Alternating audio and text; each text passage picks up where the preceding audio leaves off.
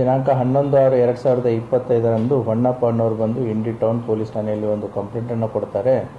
ಅವರ ಅಕ್ಕಾದಂತಹ ರೇಖಾ ಇವರು social welfare ಡಿಪಾರ್ಟ್ಮೆಂಟಲ್ಲಿ ಕೆಲಸ ಮಾಡ್ತಾ ಇರ್ತಾರೆ.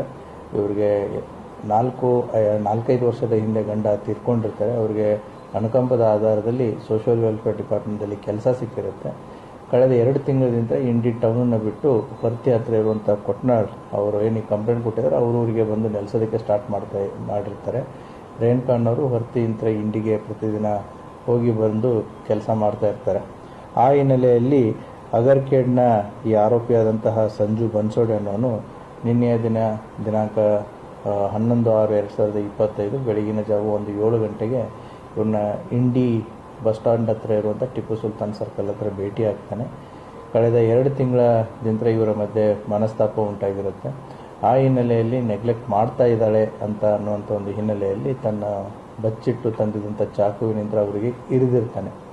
ಸೊ ಇಮಿಡಿಯೇಟ್ಲಿ ಅಲ್ಲಿದ್ದಂಥ ಪಬ್ಲಿಕ್ಕು ಮತ್ತು ಪೊಲೀಸ್ ಅವರನ್ನು ಆಸ್ಪತ್ರೆಗೆ ಶಿಫ್ಟ್ ಮಾಡಿರ್ತಾರೆ. ಬಟ್ ಅನ್ಫಾರ್ಚುನೇಟ್ಲಿ ಅವರು ಆಸ್ಪತ್ರೆಯಲ್ಲಿ ಡೆತ್ ಆಗುತ್ತೆ.